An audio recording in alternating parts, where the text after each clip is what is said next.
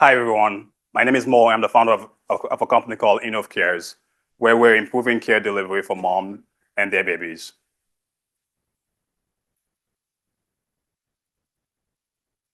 Started the company, unfortunately, after my sister passed during childbirth due to pregnancy hemorrhage in Sierra Leone, where I'm originally from. And then my aunt, a few years later, died of preeclampsia in Columbus, Ohio. So two different worlds collide, causing this death. And so immediately I said, how can we solve this issue? And so I created InovCares out of that burning desire to solve the issue for maternal health.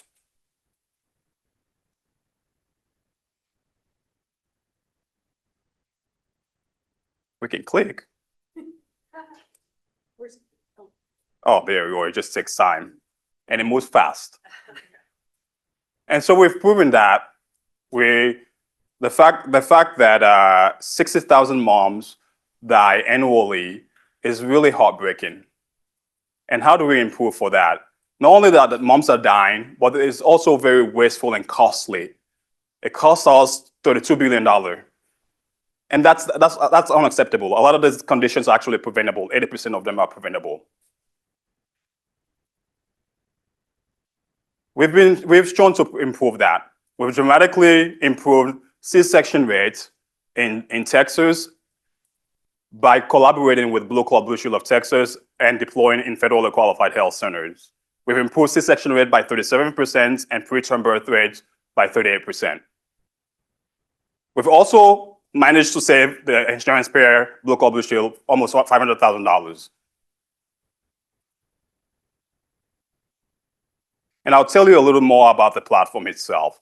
It's two mobile apps that are software, a patient app and a provider app that connects back to the EHR. When a mom walks in, not only do they get access to the technology, they also get access to this kit. And this kit, there's a blood pressure device and ultrasound that they take with them at home. Really, it's a comprehensive AI technology itself. And I'll bring to attention one of our patients, Chineye.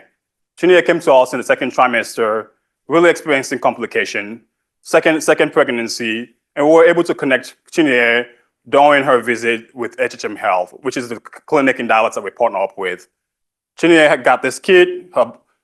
She was able to connect to her blood pressure device because Chineye is diagnosed with hypertension and as well as gestational diabetes.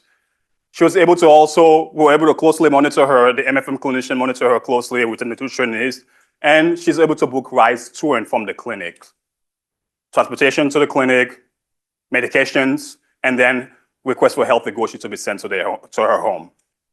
All arriving safely. At the end of her pregnancy, she delivered a healthy baby boy. So it's three people that we're actually able to improve care for, right?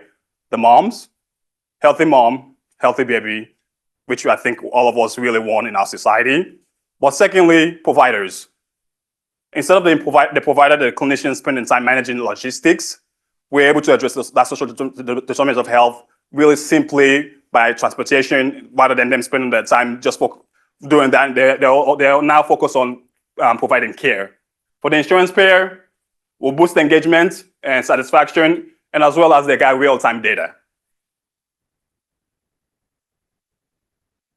So what happened last year? We did $1.1 million in revenue between Blue Cross Blue Shield of Texas and Illinois.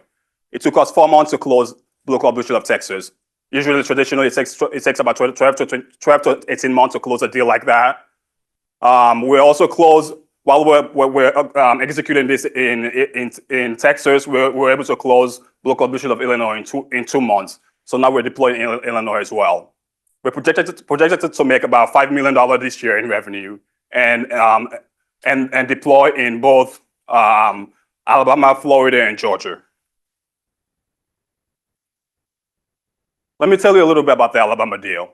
The Alabama is with the University of Alabama Health System, which will bring us $3.5 million in revenue. Heavily software, as you can tell here, less on the remote monitoring side or people side. Again, high margin.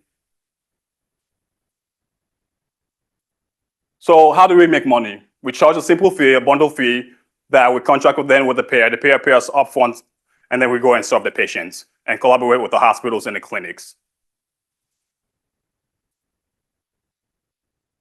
We reach major payers, not just through the insurance company by partnering up with them. We also reach those payers by collaborating with the health systems and the federally qualified health centers. So they give us inbound referral to those insurance payers that we collaborate with as customers. So huge market, it's $1 trillion for women's health. $160 billion of that is maternal health. 1% of that is serviceable addressable for us at $1.6 billion. We've got ourselves protected as well. 2 patents, a design patent and a utility patent. Incredible team that's really solving for this issue here. I came more from a healthcare finance background. I was a CFO for a behavioral health clinic down in DC where we actually launched the platform. And also then Lovemore came from more of the insurance payer side.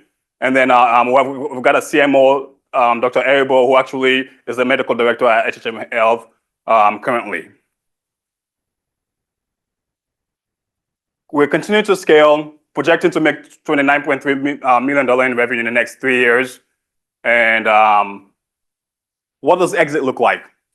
Because we partner up with the insurance plans, we were potentially going to exit with one of these payers or roll up through private equity.